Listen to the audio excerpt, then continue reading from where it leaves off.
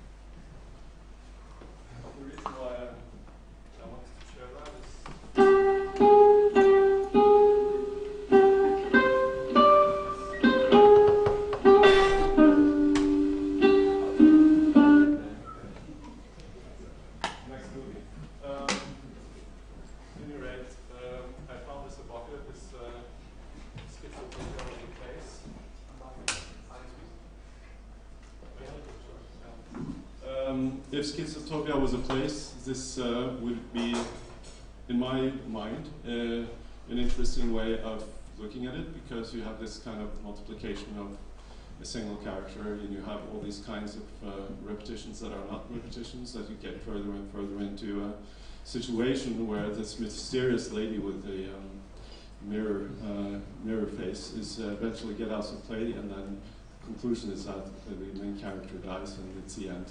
But looks like my painting actually. Yeah. But very similar to my painting with the flower. Yeah. Yeah. I can see that.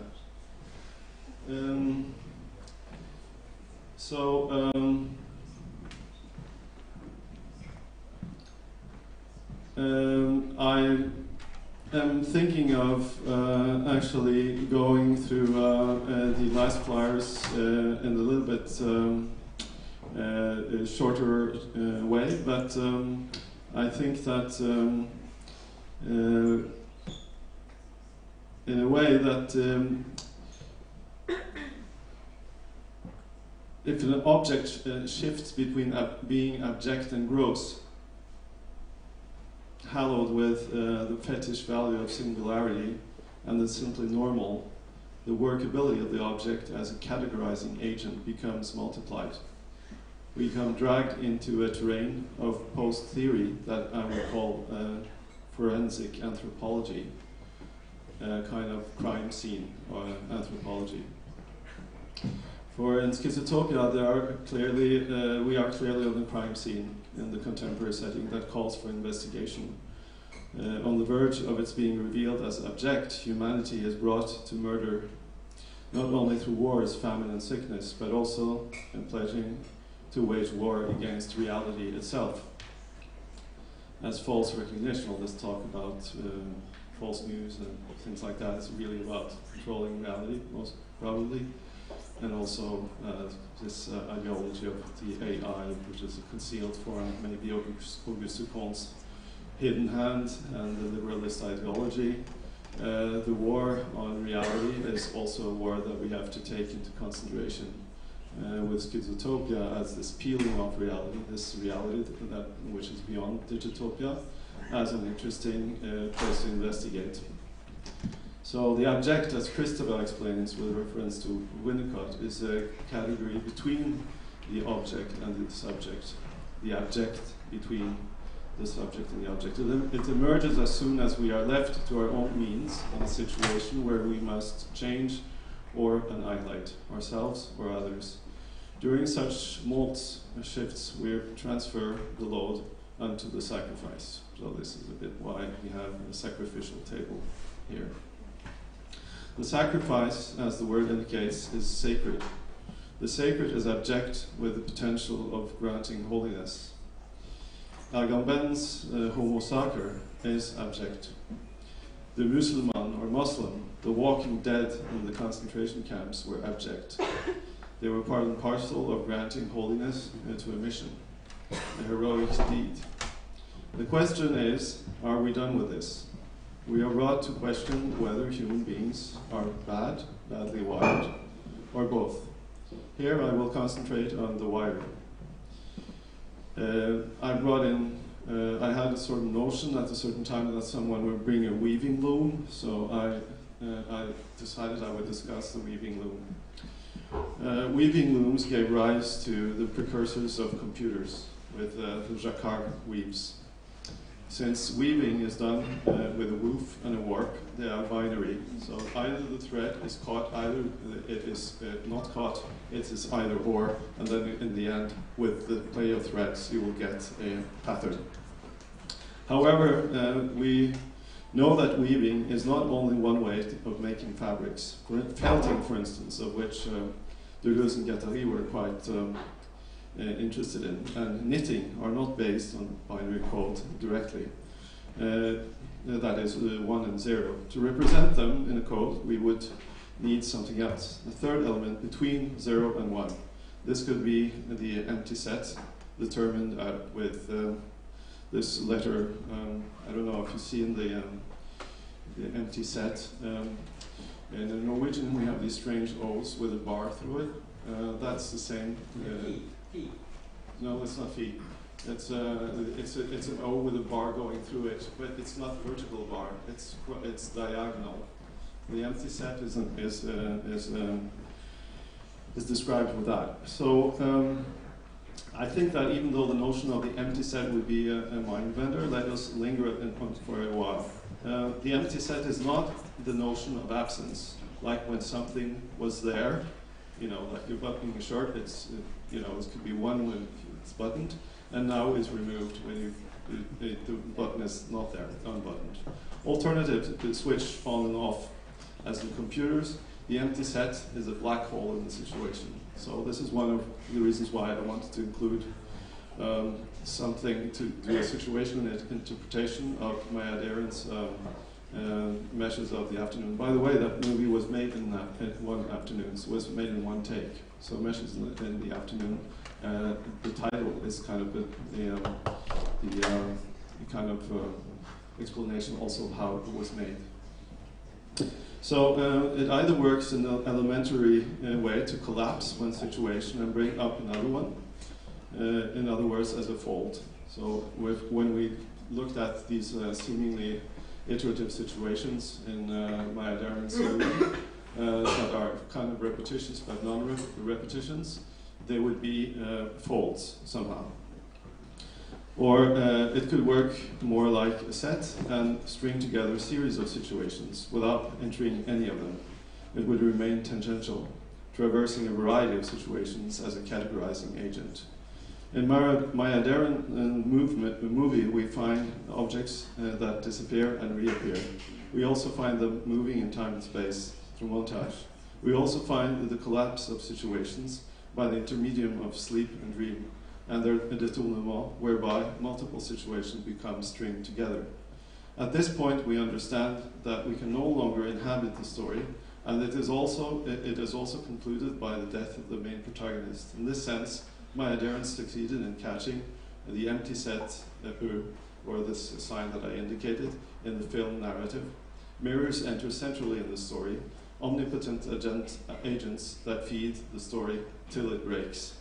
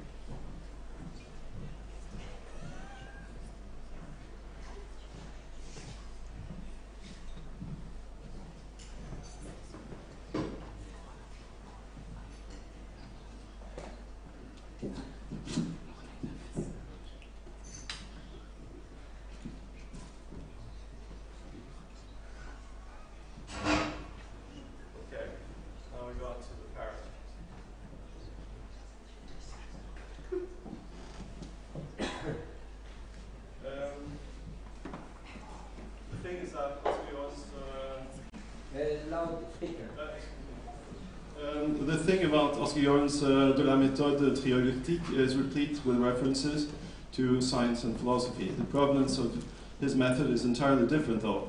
He prompts and parts the antecedents of trialectics, not only by his reference to the color system, but to the prehistory and history of sculpture. In his essay on the trialectic method, it is prompted by the work of Willibald Kirchhoff, Die dreiköpfige Gottheit, Le Dieu à trois têtes, the three-headed God, in which it is claimed that the origin of the god with the triple head goes back to the pre-Celtic megalithic Neolithic era. It belongs to the Mediterranean area. Oscar Jorn also speaks of the African Yoruba god of thunder called Shango, which is linked to secret societies around the world. Furthermore, relates a drawing of Dante by Botticelli, relating Dante's astonishing encounter with the three-headed devil. Dante refers it to the lower Nile. Oscar Jorn claims to have no mystical purpose, however. If his approach were to be classified, it would, in his own world, be sub-Marxist. It is clear that he draws on the provenance, he claims, for the trialectic method as an artistic researcher incorporating experimental archaeology, not art history. By this I mean that he works by hit and impact. Whenever he makes a hit in his extant research on Nordic artistic forms from the past, he would immediately let them impact on his artistic practice. This is the method of détournement, détourage, which he argues in the Situationist International, l'International Situationniste, or IS. It's a very confusing acronym today.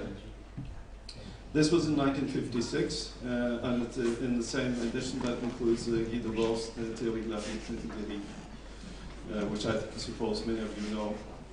Using art as a method of inquiry to establish contact points with artifacts from the past or distant cultures, he proceeds by communication rather than interpretation, because communication includes impact. There is no way to assess the forces at work by interpretation. They have to be assessed directly. That is, certainly with a little bit of humor. Contrasts Niels Bohr's Copenhagen interpretation that pitched quantum physics by the Silkeborg interpretation, the method of trialectics. So he wasn't without ambitious references or ambitious aims, but he referred his practices not to the history of philosophy, but into the history of sculpture. For this reason, reasons indicated, it is not really an interpretation, but it relates to physics in ways outlined by what his Danish compatriot, the linguist Louis Hjelmslev, had to say about the material level of signification. That is, addressing matter at a lower level, addressing matter at the level of expression and content, non-linguistics. Indeed, Hjelmslev thought of research in this department to exceed the boundaries of the linguistics and relegate it in part to physics and in part to social anthropology. He leaves out art for some reason. Askeljøen doesn't. Within his practice, I think that it's fair to say that he operates as a physicist and an anthropologist. Hit and impact is a compound, rather than a series in time. First hit, then impact. By bringing them together and operating with them conjointly, he hacks into the memory of the present, whether the memory within the present is past, present, or future. So he actualizes the virtual in the situation. The situation is a kind of making a proposal for presence and working as a propagandist of the presence. So he does not claim that situationists would make situationist art. He claims that they would make art forms detour into a higher level of presence, which the situation kind of indicates. So I think that this take on Maya Deren can give us something to think about in terms of schizotopia.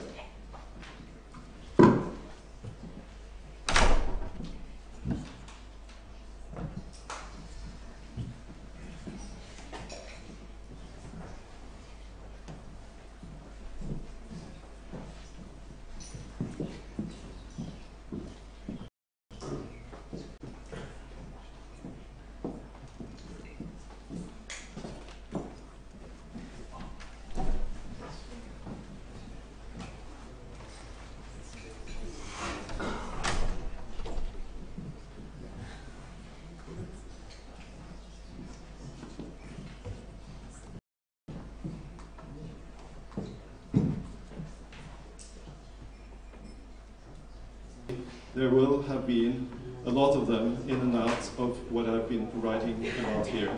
However, how could it not be? Deleuze and Guattari, DNG, it's a kind of, in a way for me, a Dolce Gabbana of philosophy. It's a bit like that. It's something which is crossed out. It is there, and you don't have to even talk about it, and everyone will hear Deleuze and Guattari anyhow. So, this is where I think that it might be relevant, because the reason I have to say that is kind of that Deleuze and Guattari have a tendency to kind of lay over all matters, but still not mix very much in, or they float on like oil on water, and which is why I ask the question of whether we could talk about non-theory, in the sense that why would the arts look for models of reflection in philosophy when these methods of reflection exist in arts themselves, or in the artistic practice. So occasionally the artist might need theory to hatch new repertoires, or not. It's an artistic choice to relate to theory or not to relate to theory. So with that in mind, what is in a way the quality of the commune that comes out of that attitude, that let's say that artistic activities are valid formative reflections, more and have their own traditions for arguing the validity of reflection in arts and through doing and through conceiving through practices. Why would we need to establish the arts aesthetically, which is a tradition taken from philosophy, and also kind of developed into areas that are aesthetically conceived, in the sense that aesthetic theory is established aesthetically. It's a kind of circular domain as far as I'm concerned. So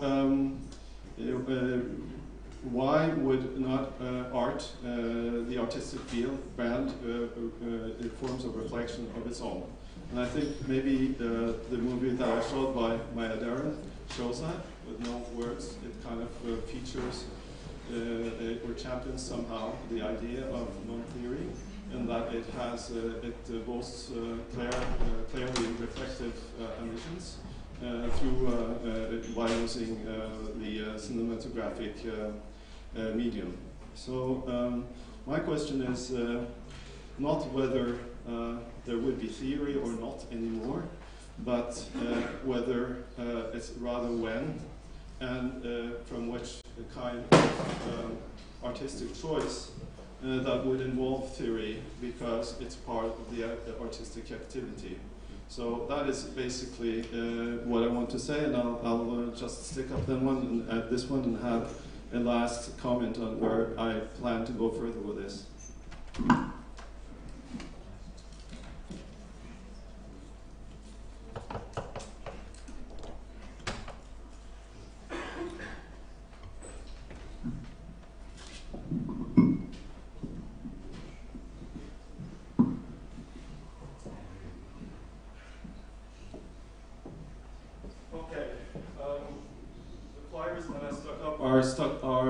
Are developed according to a kind of idea of how we develop topics, or at least I work.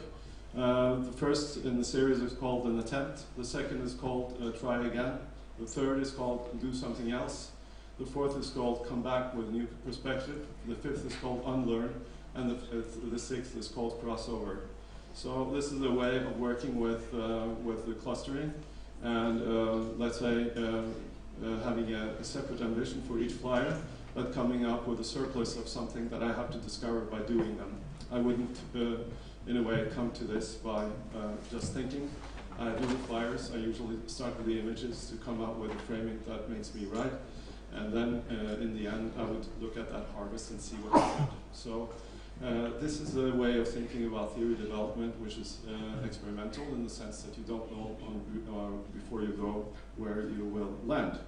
So I think that in a way that of the artistic field as a permissive society in which experiments like these are sort of valid. And I gathered first one, a flyer with some cows, which is the first one in the next series of my flyer experiment. The first is called Sequence. The second, which is coming partially now and partially after I return home, which we're supposed to be given the assignment of creating a machine and then to record something. So I haven't finished the last series yet. I will complete it when I come home. The cows are here partially because I think that as that animals are kind of the equation of different ways of being living forms, and that our ways of relating to animals will reflect in our social being. In many so-called tribal or primitive societies around the world, the association between different animals will explain the difference between people, so that people are fundamentally different because they are associated with different animals. This is a way of thinking about neurodiversity, which we were talking about earlier, that there's a variety within the normal or whatever is acceptable, and that the association with the animal world is, from that point of view, interesting. So I'm going to finish this talk by playing an ode to a cow, which I played this summer. And the ode to the cow had a very surprising effect, because when I played for her, she was very excited.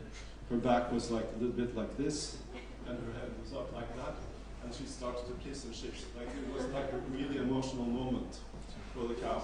And I never lived with a cow before, because the cows are usually on the other side of the fence.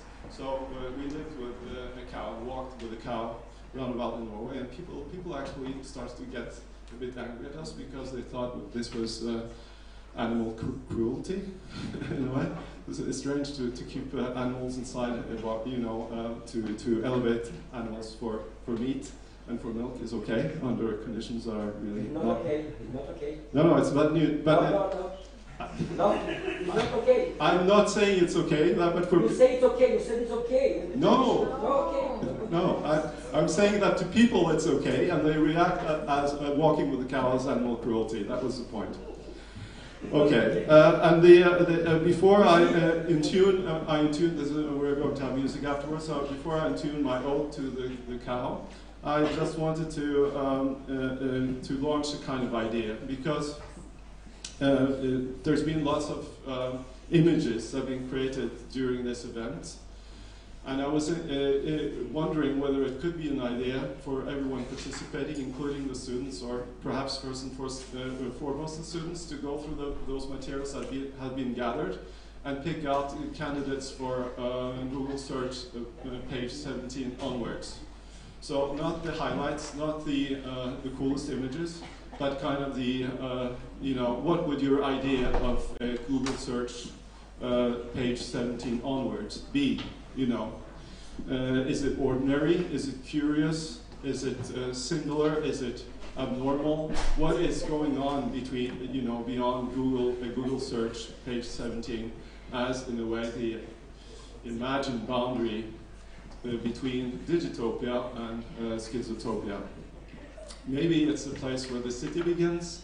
Maybe it's the place where, this event devoted to Schizotopia has its own images. Maybe we could bring images that people categorize as Google search page 17 onwards images, could be posted in one place, and kind of broadcast something about the Digitopia. It could be worthwhile an experiment, but this is really, we could discuss this later on if people have their mind to do that. It could be a nice gift or an exit operation or something like that to do with Bremen. Okay, but so first I will now hand this over to Samuel as my application for citizenship in Schizotopia. Yes? I think that I'm not the queen or king of Schizotopia. But Schizotopia has no queen or king, or a bit over 100 kings and queens. Thank you, Samuel. I was about to say this.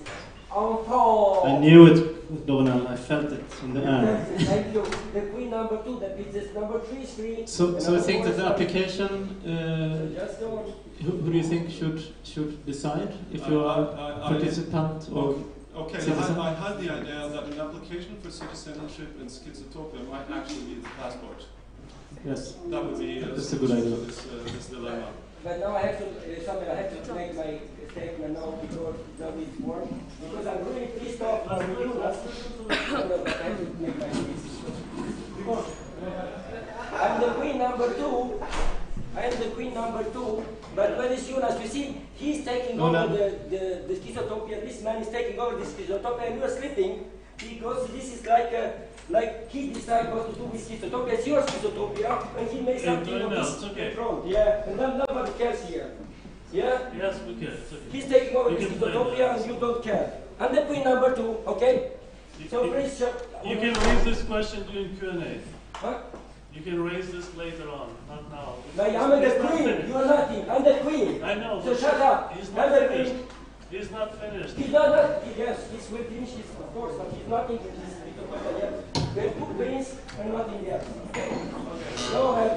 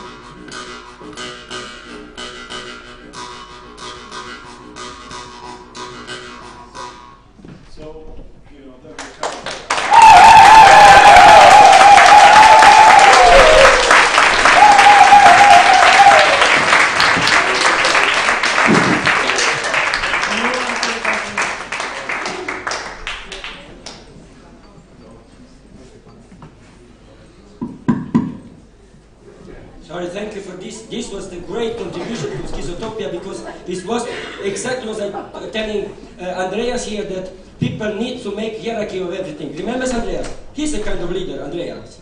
I'm not a leader. He's not a leader. You know, he's the leader. I'm not the leader, but probably I'm a kind of leader, you know, politically. But I am a kind of pain in the ass, people feels. But as I said before, I'm a pain in the brain. And this is the problem with Jonas. Jonas. What is Jonas? Yeah, but he asked me a question. Now, you have an example of somebody taking over the project. Of course I'm taking over all the project and disturbing, but when somebody do it literally, trying to monopolize this, to make, you know, to apply for being in Schizotopia, to do this kind of stuff, you know, this is, he make an institution of Schizotopia, to close, to have borders, to have passport, to have everything, permission to enter this. You know, I was about to make a prohibition of the alcohol. Of course, he will make a prohibition to enter this Schizotopia, and I will say, I don't want to abolish your possibility to drink. Of course, I want you to feel free to drink also, and to feel, to have fun. I don't want people to be like sad and depressed and don't have fun if they feel that it's really enjoyable to have a drink. But I don't want to drink instead of thinking, of course. And it's questioning. Because people use this alcohol and everything to make people just relaxed and be oppressed. And the cow also, you feel, is oppressing the cow and making experiments with the cow. This worked for me because it was really digital. I was with you. I have my witnesses there, you see. But for the cow, I don't know if it works. But nobody protests when somebody takes over. But my question is, you are really good at what you're doing. It's a question.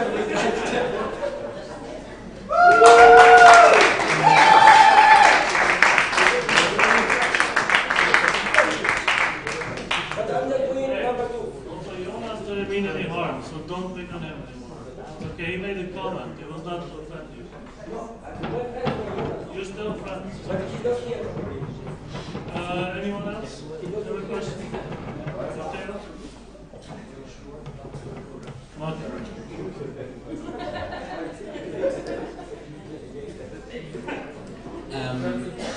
I think it's a question of opinion. Why do you think that in the film by Maya Deren, she used the word "and" at the end? And I asked the question to you too. It's puzzling to me that you also chose that image in one of your slides.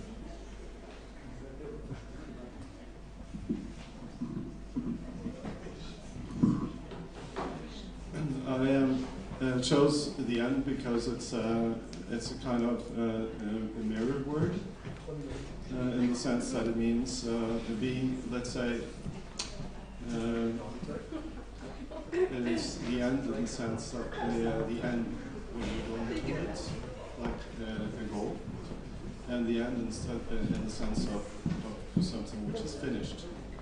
So it's, I think that the movie is multiplicating itself. But it's up to us to continue what happens afterwards, maybe.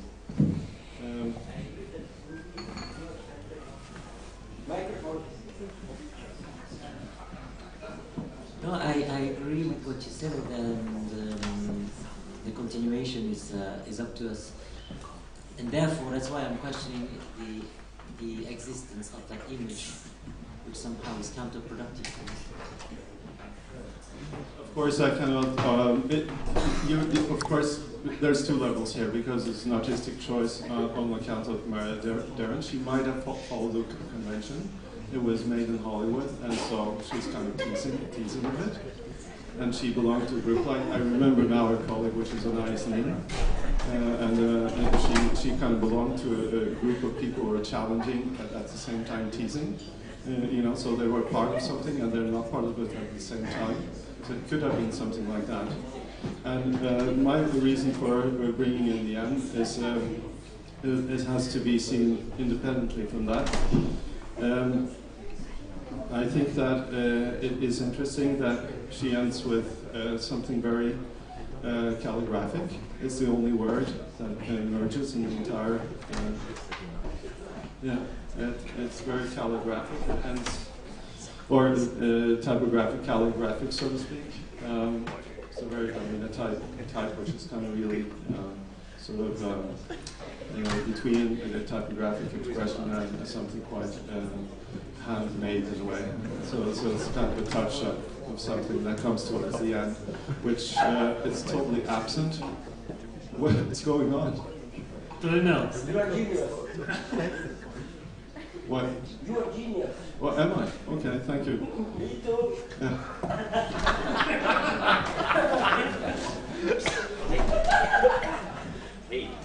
Okay. Anyway, well, the thing is that's the only word that appears in the entire thing, and the contrast is, for me, maybe she wanted to make a point of having an end which is really alt. It's really something that is not belonging to the compound. I could speak for her, but I found it interesting from that. It's an anomaly in a way in the entire thing, and it kind of wakes us up to question maybe what we have seen and to make our own interpretation of it. I mean, it's like having a dot at the end of the sentence. Why is it there? In the old days, punctum and virga were notes in the system of Gregorian chanting. They were like durations. They were not the end as a point, but they were like the point was kind of a long sound, and virga was a half sound. So they became silent as they became pauses or breaks. And if we go further to, let's say, images and look at Laurent Barthes' idea of punctum, for instance, it's the aspect of the image that haunts us. So by getting to the end in this way, I think what begins is our after images of seeing this film, and maybe I included it actually to prompt that possibility. Yeah. We have a question. Since you're mentioning the use of a single word, or a single written word, there's also one spoken word in the film, and you mentioned Laurel as an influence on the thinking of the project. I was wondering, do you think the lack of words or the sort of alludation to one spoken word and one written word has something to do with her trying to move away from logocentrism and this sort of language-oriented way of thinking and towards more of a structuring philosophy or thinking through image, photocentrism, being sort of a silent movie, even though she sort of alludes to the fact that sound is or words are available to her, but she's making a point of not including them or not using them for any other purposes than strictly necessary. How do you think those two relate? That's interesting. I think the voiceover has been added later on, but it's a valid point, I think, anyhow. But of course, logocentrism is something that we have from Derrida, so that was long. This movie was made long before that. But then I think that artists have nurtured ideas like this for quite a while. It's not like it's really a new thing to question the ways of the image to let's say, to be a way in itself. That, like for instance, when earlier today we heard, about the images looking back. When you look at painting, that they look back. That the image has in our culture some elements that look within. Like if you go from Velasquez to modern satellite photography, where there are satellites that actually are there to show us that somebody else than we are looking. And the image is defined by somebody else seeing it, and that the image perhaps is also seeing itself somehow, and this is part of our visual culture, then it could be claimed that each new round of this story that ends up in a murder is kind of animating the previous layers somehow, and then it breaks in the end like a mirror, and of course then the protagonist dies, and maybe also adding the end at the end is a way of doing precisely that with the movie. So essentially we repeat that at two levels, one being within the movie and the story, and then with the medium itself. That she could have done that is kind of plausible, because she did call it meshes of the afternoon, and she did it take in an afternoon. So there is a kind of a referentiality both at the level of story and the making of the film. And that's why I'm also talking about the and material expression, material content as something that we can take seriously. When I speak about Schizotopia, I'm thinking about ways to take it seriously. I'm not thinking about inscribing it into discourse. I'm thinking about how it is conveyed through practices, and that there are multiple. So that is a more kind of a decentered image of what dystopia is. It's not defined by national boundaries and the flag and all these things. So yeah. So maybe the word, the kind of parodial moment of including one single word and one single spoken word is a little bit the same parodial moment as me stamping my documents in a way. So it's the other side of, and maybe it's a desire for escape, for something else than the Schizotopia that we're living in. Thank you, Tim. Yes. I think everyone is a bit too tired right now, and I think maybe it's good if we go to beer. But thank you, and I forgot to say that we should also thank the people who've been cooking for the last 3 days. Let's give it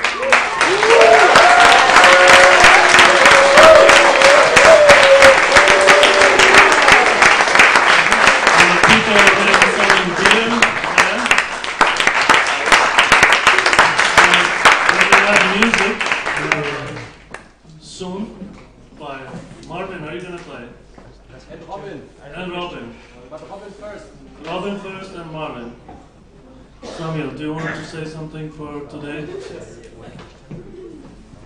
I think this was the last lecture that we're going to have. Just having these 2 performances, and then tomorrow we are taking everything down again. So, and some of you, I think, leave tomorrow quite early and will not come back tomorrow. And to you, I would like to say thank you for coming here. And it has been a really great pleasure to host you all here at the Bremen. I think that we speak for all of us and for our city as well. It's been a great honor. And thank you also, Theo, for your concluding lecture, where you claim the borders of Schizotopia closed and we need passports to pass by. No, I think it was very nice. Thank you.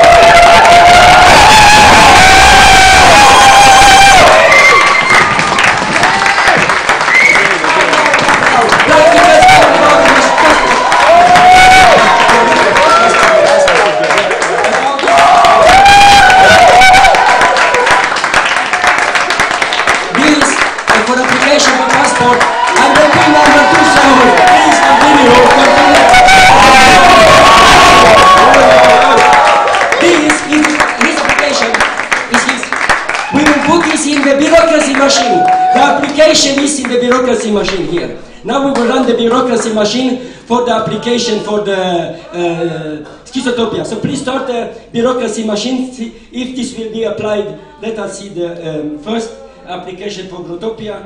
We will try this here. Please, can you wait to make it? What? Just. Wait, carefully, doesn't work, the application, ay. Going, we have some problems with applications. What is the other one? Let's see, this was the first one. We have the, please, no, right. Ay, just. Shh. Going, big thing, Grace. So, now we have it in the machine. So we have an application in the machine. So I think this machine is perfect. Now it worked. Look at this. The machine at work. We have the first application. For the Norwegian machine. It was the best. Again. Is it a Norwegian? Is it a Norwegian made machine? This is actually probably the best practical machine because the other ones are more. This is just. This was great.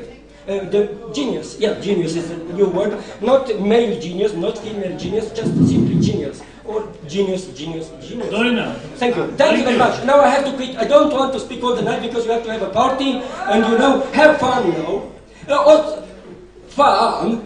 Have fun. Thank you, Dorina. Thank you, and thank you, and you. Thank you.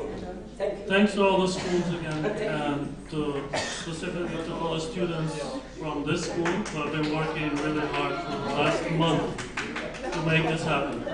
Last 2 months, as I was corrected. 3 months. The whole year. Yes, very nice. Thank you, guys. Oh, yeah. Thanks to everybody.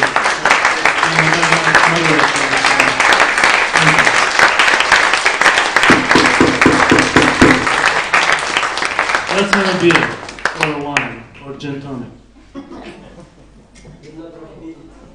And thanks to Samuel's mom again, and for her 2 friends who have been very youthful and been dancing very late. Thank you.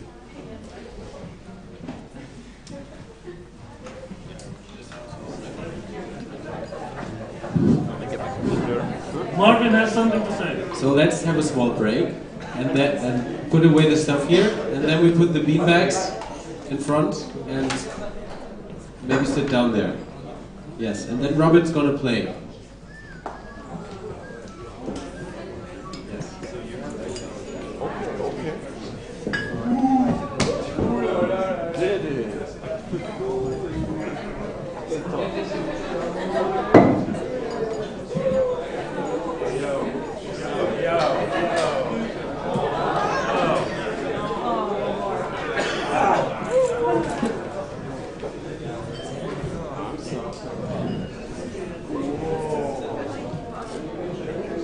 Du bist heiß. Du bist auch 3 Tage geschlafen.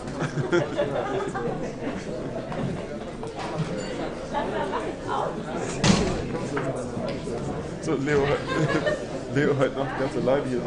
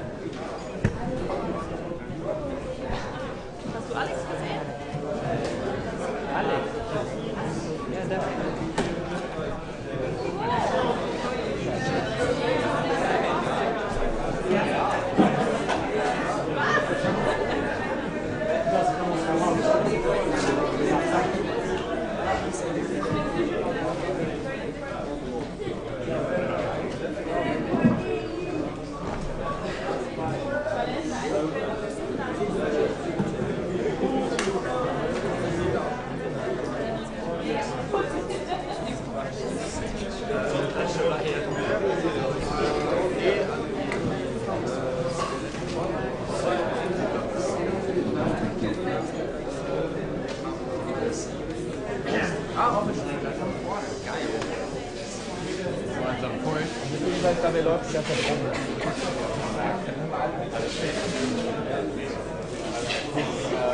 Oder?